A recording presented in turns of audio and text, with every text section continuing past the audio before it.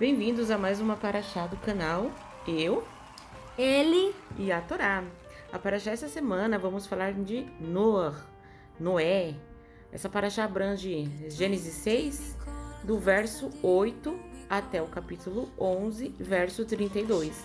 Haftará, Isaías 54, verso 1 e 55, verso 5.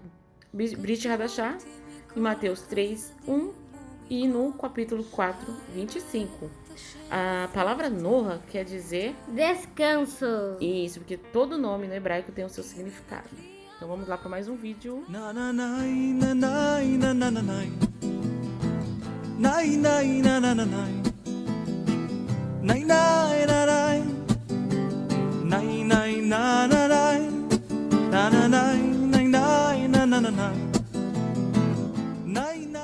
Mas Noé encontrou graça aos olhos do Senhor.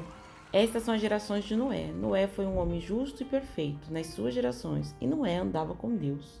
Esta paraxá abrange sobre a maldade do homem, o dilúvio, a genealogia de Noé, a Torre de Babel, mas vamos nos atentar no dilúvio. No começo do capítulo 6, fala que a maldade do homem era tamanha. E Deus viu que a maldade do homem era grande na terra e que toda a imaginação dos pensamentos de seu coração era apenas vil continuamente. Gênesis 6:5. A terra também estava corrompida diante de Deus e a terra estava cheia de violência. Como vemos no verso 8 e 9 e 11, Noé era um único justo e perfeito. A palavra no original, tamim, para perfeito, pode ser usado para perfeito, íntegro, completo. E o que é ser justo e íntegro? A palavra justo, sadiki, é uma pessoa correta que anda em retidão. No grego, a palavra dikaios, que é a palavra para justo, fala que são aqueles que obedecem à Torá. Mesmo nessa época sem Torá escrita, mas já conhecia os valores. Noé sabia até quem eram os animais puros e impuros, conforme Gênesis 8 e 20. Também o Eterno havia falado sobre não comer o sangue, que o sangue é vida, conforme Gênesis 9 e 4. Consegue ver já os mandamentos aqui? Os mandamentos da Torá é o caráter do Eterno e sua essência, onde ele havia distribuído e ensinado aos poucos o que era preciso para o momento. Alguns sábios falam, será que o Noé era justo como os outros homens do dia de hoje? Porque lá aquelas pessoas lá eram corrompidas.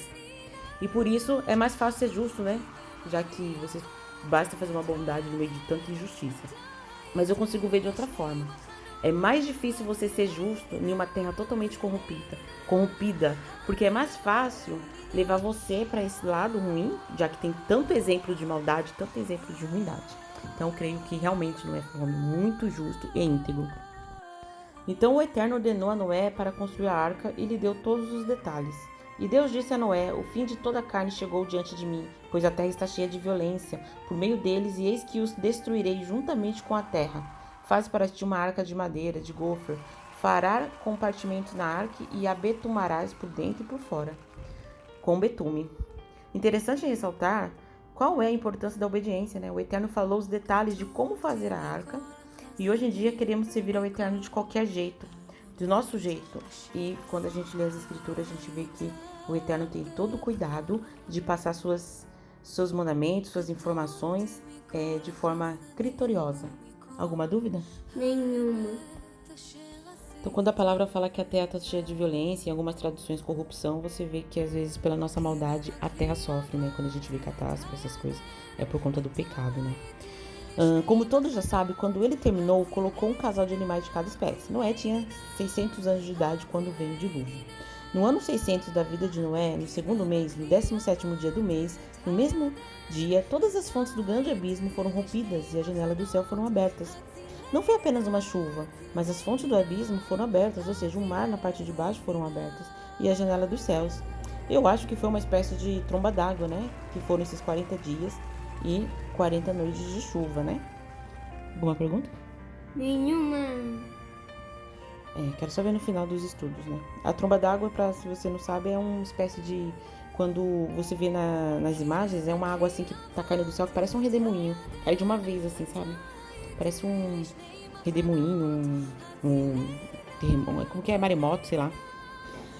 E fazendo um paralelo agora com a Brit Hadashah, no texto de Mateus 24 diz: E como foi nos dias de Noé, assim será a vinda do Filho do Homem, pois assim como nos dias anteriores ao dilúvio, comiam, bebiam, Casavam-se e davam-se casamento, até o dia em que Noé entrou na arca e não o perceberam, até que veio o dilúvio e os levou a todos. Assim também será a vinda do Filho do Homem. Mateus 24, 37 a 39. Os dias de Noé é comparado com os dias da volta de Yeshua, onde os ímpios serão levados. E olha que interessante, será como os dias de Noé, as pessoas bebendo, fazendo farra e nem percebendo a sua volta, o que está acontecendo. Consegue ver a semelhança com os dias atuais? E detalhe, naquela época a maldade estava tamanha, como nos dias de hoje, infelizmente. E aqueles que entraram macho e fêmea de toda a carne, conforme Deus lhe ordenara. E o Senhor fechou por a porta, né? Gênesis 7,16. Olha o detalhe interessante nesse verso. O próprio Eterno fechou a porta, assim será na vinda de Yeshua. A porta será fechada. Por isso precisamos nos examinar enquanto temos tempo. Quando eu disse que os ímpios serão levados, tá? É porque a gente tem uma doutrina, né? Quando você lê, quem foi levado, né? Na Arca de Noé, quando a porta se fechou, fala que eles foram levados, né? Então o ímpio foi levado, né? Porque nós vamos reinar em Jerusalém, com o Messias, com o Yeshua, né? Então nós vamos ser levados para lá, mas os ímpios vai ter um outro julgamento aí, né? Alguma dúvida?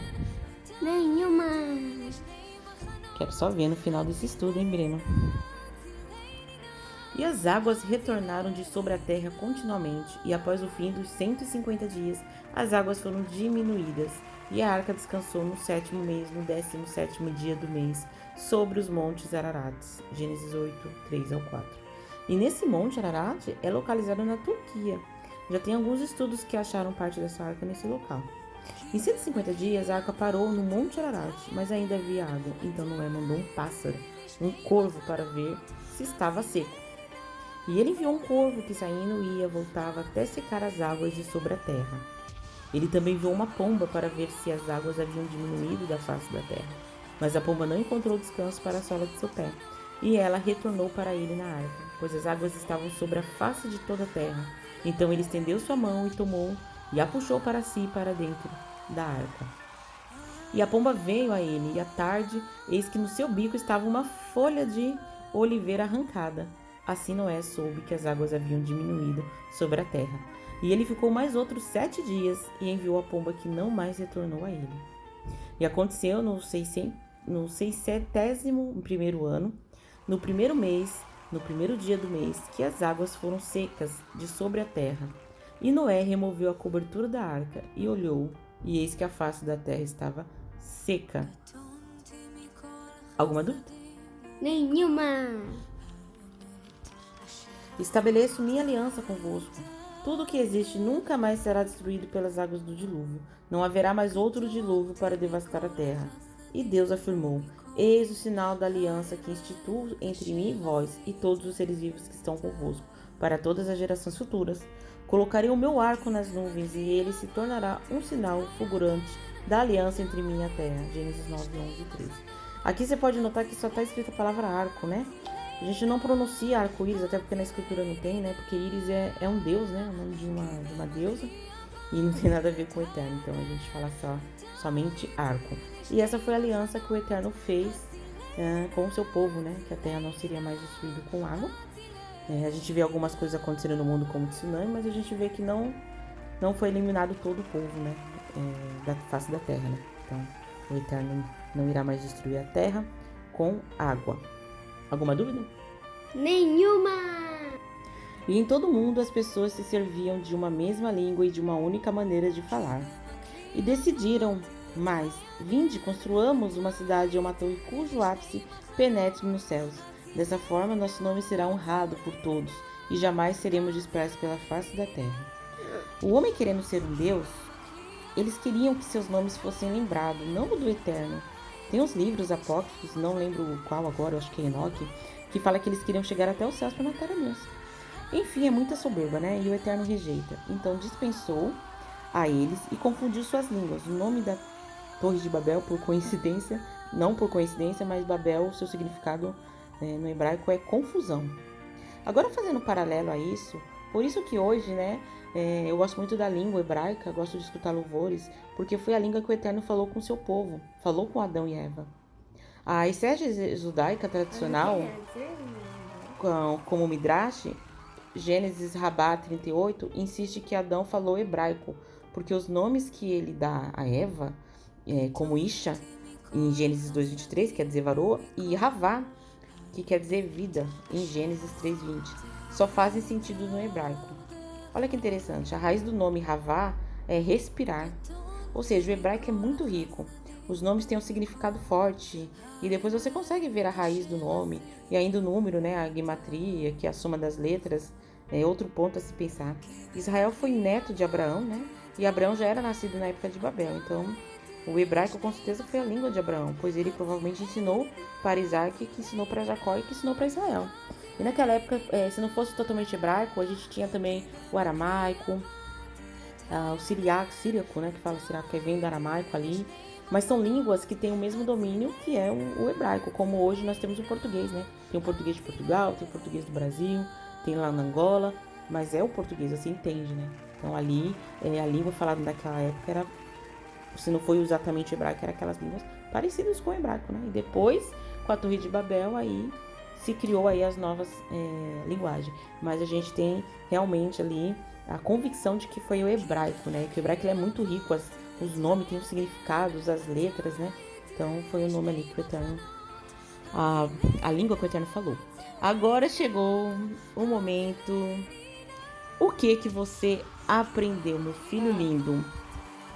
Eu aprendi sobre um pouco da Torre de Babel, também aprendi sobre que o mundo, muito tempo atrás, na época de Noé, era muito injusto.